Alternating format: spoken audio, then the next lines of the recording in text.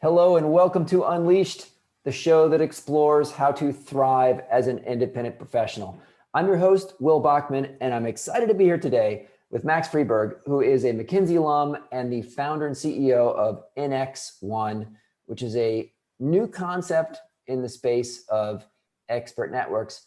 Max, welcome to the show.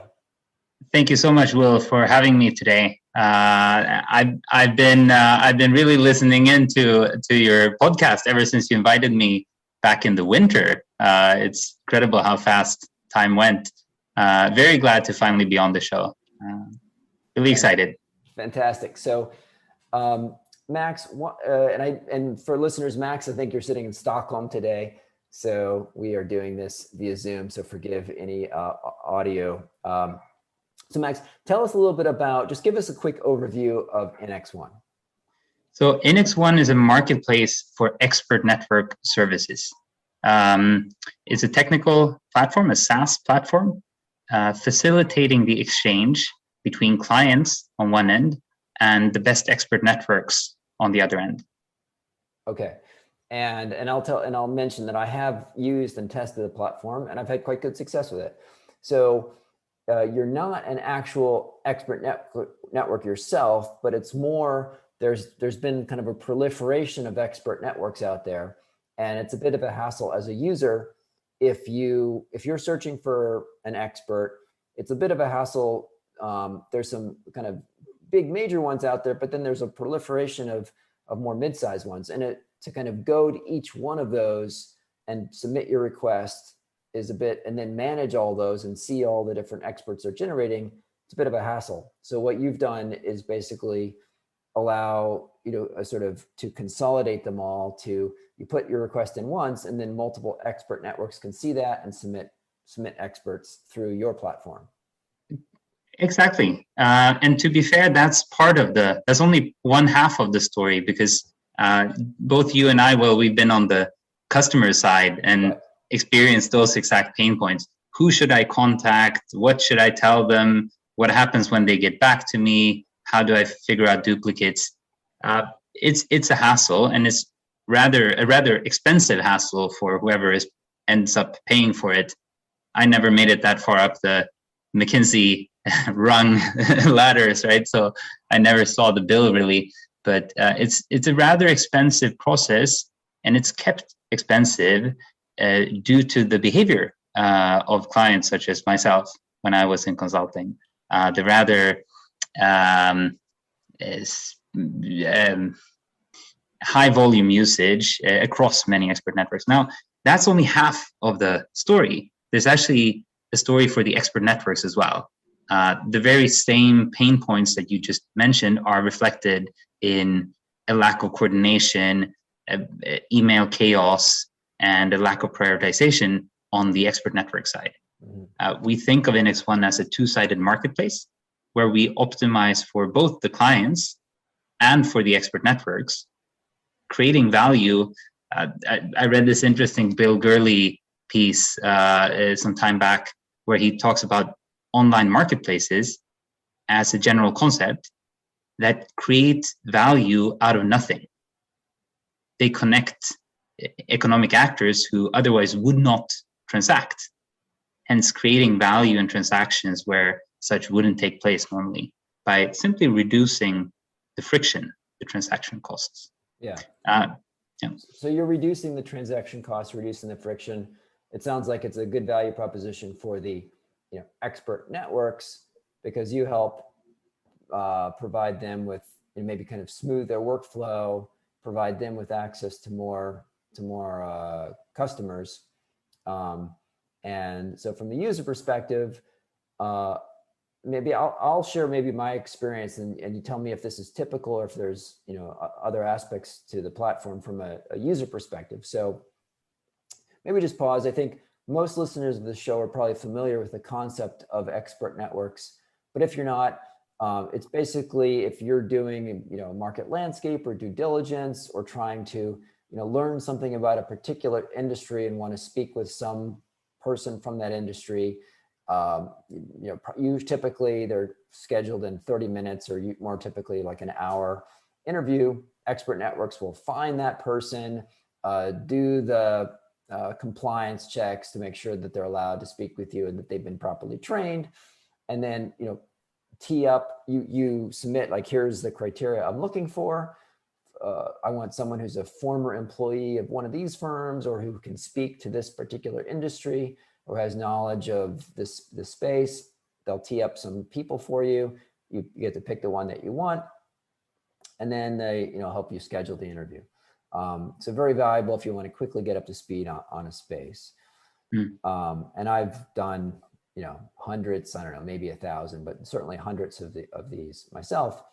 So I recently used the platform. We were looking for former employees of a particular firm. We used it for that. We also did another project through Inex One, where we were looking for some experts on some particular aspect of the aerospace industry, and was very satisfied. So we put in a request, and then and the description of what the expert looking for. And then your platform said, okay, here are a bunch of expert networks. I think you pick up to like 3 or 4 or 5. You can pick which expert networks you want to participate. So it doesn't kind of blast it out to all of the networks that participate in your platform. Send it out to 3. And then those 3 that we selected sent us experts. We were able to go through and pick them. It was very nice communication platform back and forth. So it's not just all on email, but you can go in there and communicate on your platform, pick them, and then and we were able to schedule them and do great.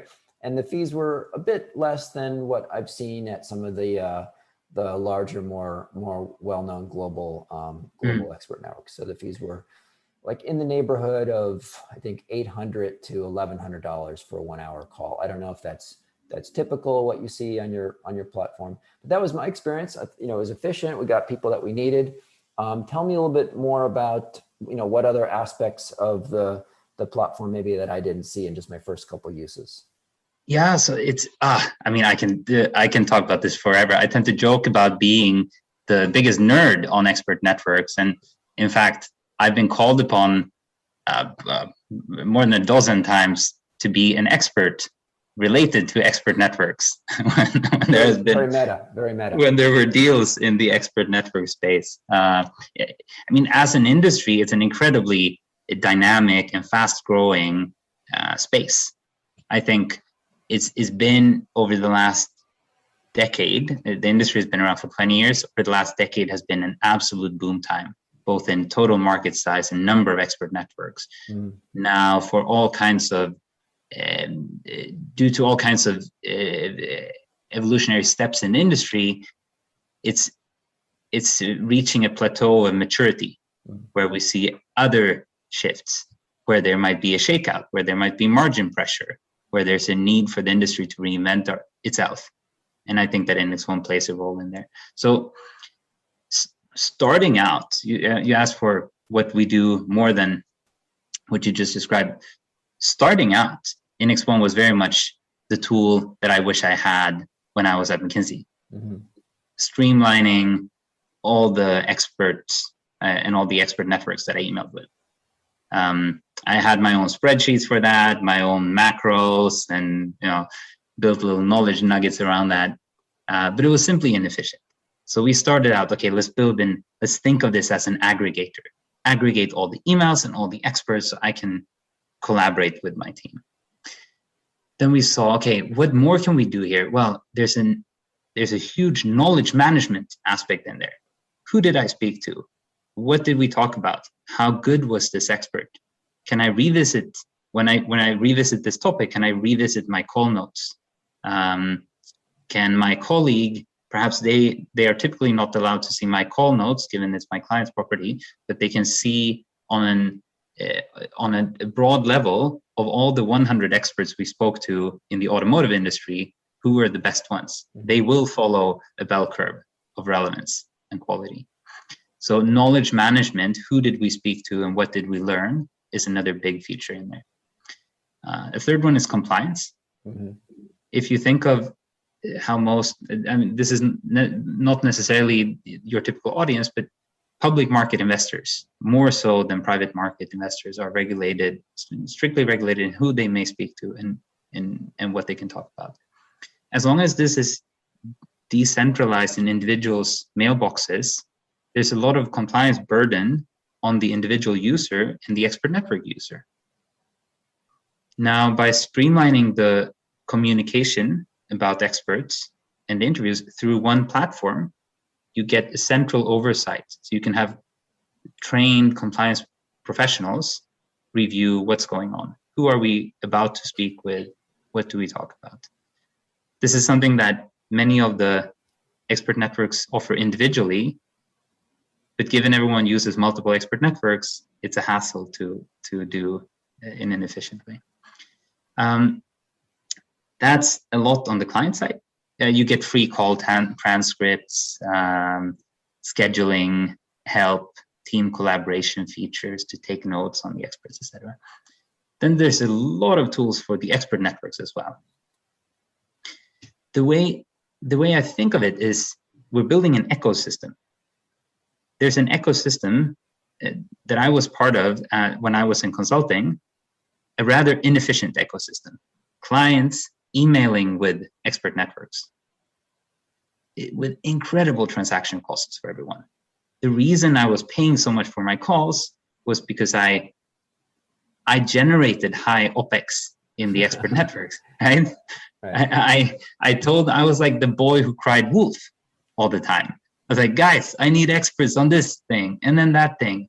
And I made them work as hard as I was doing in the team room, but the payoff for them was unclear.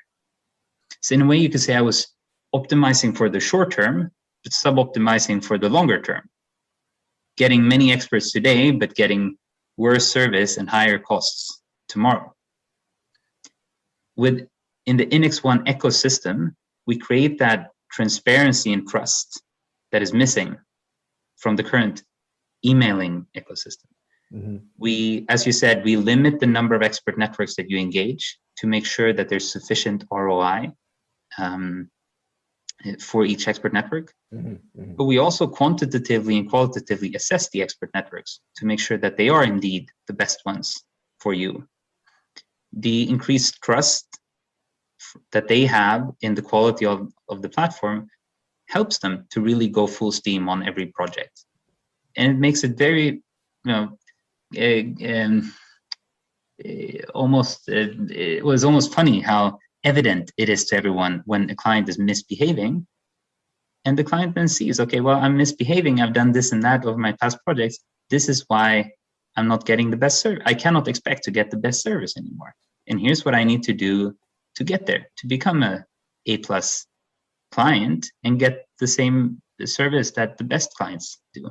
It's bringing transparency and efficiency to an incredibly intransparent and inefficient market. That's interesting. So do you provide metrics on individual clients to the expert network? So they would say, oh, Will Bachman, he's a crummy customer because he always puts in these requests and says he needs, 30 interviews and then he never follows through, right? Or this other person, oh, she's a fantastic client because she puts in these requests and, she says she wants 20, she does 20, she always books plenty of calls. So do the expert networks get those kind of metrics on the users so they know who they want to really go after and work hard for? Yeah, we've started experimenting with this. Obviously, sharing anything we share with expert networks, we also share with the client themselves to make it very transparent why things are happening. The same thing happens offline today, right? Expert networks know which clients are great clients and which are not. It's just intransparent to the client why they end up getting crappy service all the time. Mm-hmm. Mm-hmm. And they go down. It's a vicious cycle when you then start engaging more and more expert networks, giving each of them less and less business. It's hard to come back out of. So we see that adding transparency to everyone, both the client and the expert network, helps everyone. My fundamental assumption is very optimistic. I think everyone wants to optimize for better service for everyone. Mm-hmm. I think clients want to optimize both for the short term and for the longer term if they know how to do so.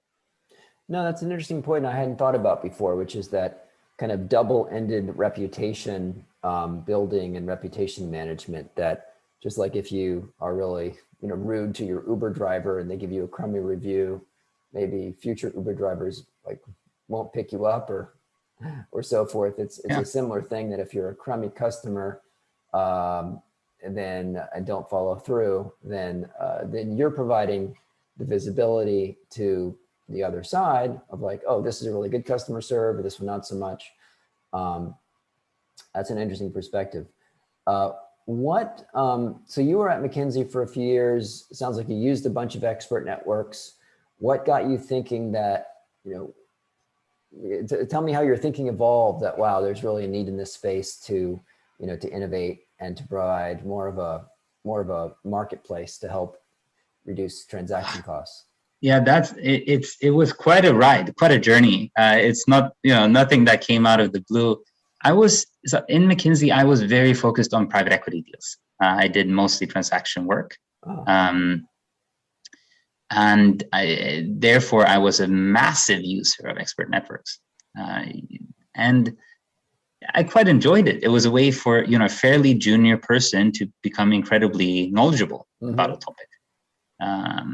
So I loved them, but I also saw the pain points. Now, my other focus area was advanced analytics. And at the time I left McKinsey, 2016, everyone was talking about AI. It was like, the joke about teenage sex. Everyone talks about it. No one knows what it is. It was the same thing with AI. We had an idea to build an AI expert network, scrape all of LinkedIn, basically download the entire internet, put an AI algo on it, and automatically recommend the best experts. Right. We soon discovered it didn't work. We worked long and hard on it, put a lot of thought into it. I ended up explaining why it doesn't work on our blog, which I do with many things, explaining in the expert network industry. So I left McKinsey in order to start an expert network. Now, we didn't have any AI, but we had skilled people, an internet connection, and a LinkedIn account, so we could become a normal expert network instead. About a year and a half into that, I had seen the market sufficiently from both sides to see that, okay, well, the pain points that I experienced as a customer are reflected one-to-one on the expert network side. There must be a bigger play here. There must be some way we can solve for both sides' pain points. Mm-hmm. So I exited the expert network and was part of starting Inex One. Okay. Tell me a little bit about what you're seeing in the expert network space. I mean, certainly, a lot of listeners to this show will be familiar with some of the big names, GLG, AlphaSites, Third Bridge. Beyond those, are there some expert networks that are like very focused on a particular geography or particular industry or particular, functional area? Are some, specializing into, I don't know, like very, very senior people or very niche, so tell me a little bit about how you see this whole ecosystem evolving. Yeah, I think more and more. So in the global landscape, there's a bit more than 100 active expert networks. Wow. Okay. Increasingly, you see new entrants tend to, out of necessity, but also out of strategic focus, they go for a region or for an industry. Mm-hmm. When I think of the expert network industry, I like to compare it to the consulting industry, which I believe is 30 years ahead of us in institutional development. Consulting firms have segmented specialists according to geography times industries. If in some firms, obviously, there's even the matrix structure. They have a functional division as well. Let's see if we'll get there with expert networks, but you definitely see the geographic times industry matrix, mm-hmm. with expert networks focusing on one or multiple of the cells in that matrix along the two axes. So you have those focusing specifically on topics such as healthcare or energy or automotive, or specific regions such as Southeast Asia or Japan, DACH, etc. And I think that their particular model works really well with something like Inex One. When I ran an expert network, we tried to be the jack of all trades. Right. We tried to be the next GLG, and we would run on every project that was given to us, irrespective of whether we were good or terrible at it. Right. Back to my transaction costs, that was an incredibly inefficient way of transacting for us and for our clients. Now, what if we would get all the projects relevant for the Nordics, where we were based and where our expertise and experience was? Well, we would have delivered so much better on those than the ones that were about semiconductors in South Korea. Right. Right. Yeah, because on the flip side, it's difficult if you're, for a expert network that's focused on, the life sciences industry in Germany, and they're trying to build up that pool of experts, but then they're also trying to, find clients who need that. And as a smaller player, it may be difficult for them to, be found by the private equity firm based in the US that's interested in like life sciences in Germany for some due diligence. It's like there's so many out there that it's difficult to sort through them. So you're helping make a kind of marketplace of marketplaces effectively. Exactly, yeah. And it comes back to one of my pain points. When I was a clueless 20-something at McKinsey, I was always interacting with equally clueless 20-somethings at the big expert networks, right? And one day we were looking into those semiconductors in South Korea. The next day, automotive in Germany. The third day, aviation in Chile. It's rather tricky for me to get up to speed on those industries, and equally tricky for my account manager in London to do so, especially as he or she does 7 other projects in parallel. Now, what would have saved me a lot of hours in the team room would be if I would have been connected with the actual expert in each of those markets and industries, with the true thought partner in the shape of an expert network that's specialized in that topic, that can guide me. They will operate much more efficiently. They will not have to jump between all kinds of random client requests, but they can really focus and double down. Back to my transaction costs, operating more efficiently, reduce waste, and add more value as a knowledge partner. Tell me a little bit about building Inex One from a technical and design perspective for the kind of the website, the tool itself. Did you have a sort of a technical or design focused co-founder? I mean, it's a beautiful site. The interactivity is quite intuitive. But tell me about just sort of what's it like to leave McKinsey and to go and build some stuff like this. How did you go about it? Yeah, well, thank you for that. I'm glad that you like the app and the site. I mean, let's just stop on the piece on leaving McKinsey. I can imagine many of the listeners have had that type of experience. It's like jumping off a bullet train. You're so used to being dropped in on the deep end, fighting for your survival. And then when you become an entrepreneur or a freelancer, you realize that ahead of all this action, there's 95% of the work is planning. Yeah. And as a junior consultant, you were only in there doing the actual work, and someone else took care of all the planning and scoping. That was it was almost like getting some sort of what's it called? PTSD, post-traumatic stress syndrome. Like, whoa, where's all the action? Isn't stuff going to happen and break all around me now? So it took a while to get used to a slower tempo, and then successively building up my own momentum as the business grew. That was the first part. Then to your other part of the question was, back to it. Well, the technical co-founders. Yeah. So I founded the company with 3 partners who are all techies. I got lucky. I'm a through and through business guy. I've dabbled with Coursera courses in Java, not realizing that Java is not JavaScript, which is what we needed. But hey, you can't do everything. But I was lucky getting to know some truly skilled tech people. One of them is ex-McKinsey, actually. So two of them are senior developers, and one is a senior technical product manager. Okay. All right.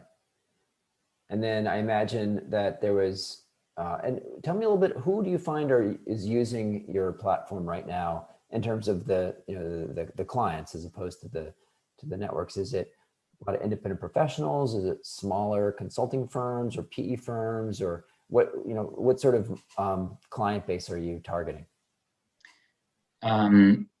I was surprised to see. You always get surprised to learn how big the world is. I started out thinking that the market is probably just the 6 or 7 or so big consulting firms that I can name. But it's incredible how many PE shops there are in Eastern Europe, how many corporates there are based in Australia that need these type of services. We have a fortunate situation with SEO.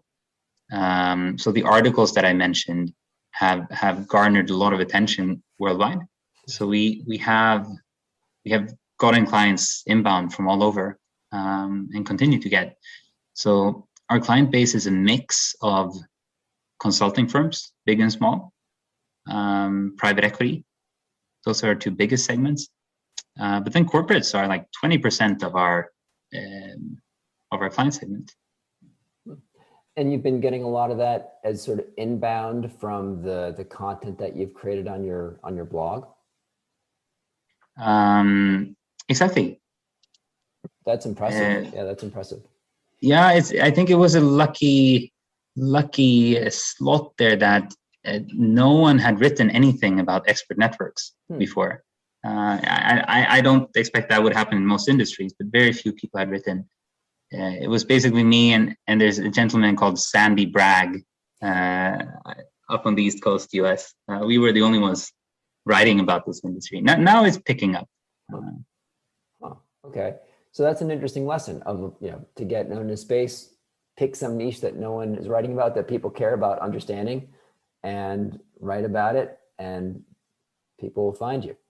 To be fair, I mean, you've done that successfully as well with Umbrex. I mean, I see quite a few similarities between our businesses.